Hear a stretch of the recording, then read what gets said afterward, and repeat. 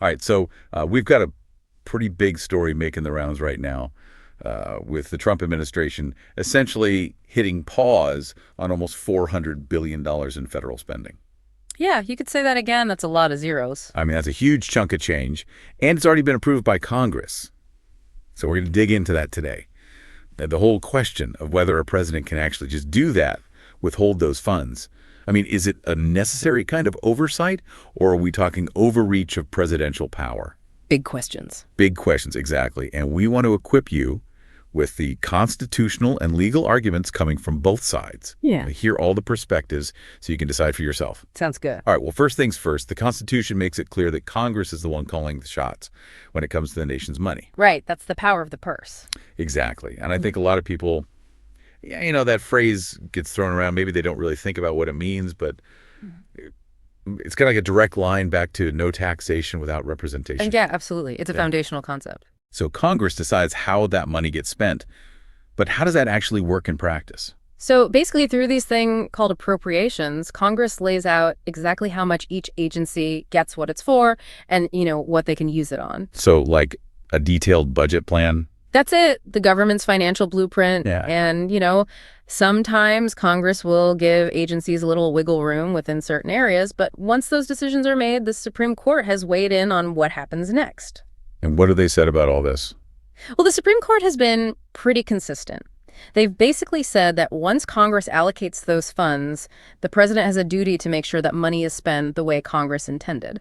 Makes sense. So no going rogue? Right. They've been very clear about warning against the president, kind of acting like a king or something and just doing whatever they want with that money. So Congress decides the president spends, but there are exceptions to this, right? Yeah, there are a couple of specific situations where a president can hold back those funds. Okay, what are we talking about? So the first one is called a deferral, and that's basically a temporary delay in spending. Like, let's say there's disaster relief money set aside. It makes sense. Hold it till you need it. Right, until a disaster actually happens.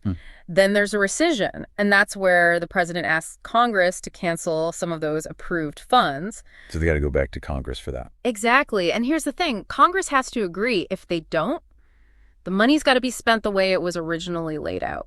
Gotcha. So what's the Trump administration's reasoning behind this spending freeze? So they're basing their argument on Article 2, that part of the Constitution that outlines executive power. Oh, sure. And they're basically saying, look, we've got more authority over how agencies spend money than people realize, more than the current laws really acknowledge. And they also bring up the fact that historically, the executive branch has often had a say in who actually gets that money. Unless Congress steps in and says otherwise. Right, exactly. And they're saying they have a responsibility to make sure everything's above board, legally speaking.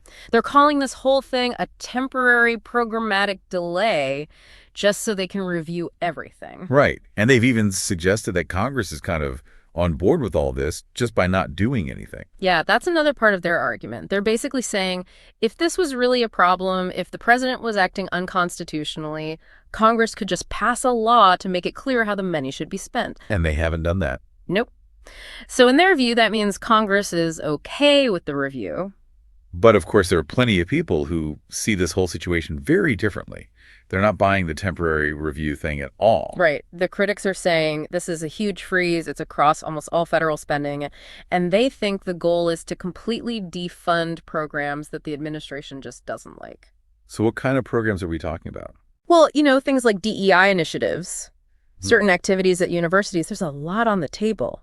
And they say this isn't about being careful with taxpayer money. It's about going around Congress and their decisions. Which brings us right back to that power of the purse. Exactly. The heart of their argument is that one person shouldn't be able to decide how all this money is spent. They think it goes against the whole idea of representative democracy where those decisions are made by, the people we elect to Congress. So they see this as a real power grab. Pretty much. They think it's exactly the kind of thing the Founding Fathers wanted to prevent. So at the end of the day, we have this really fundamental conflict.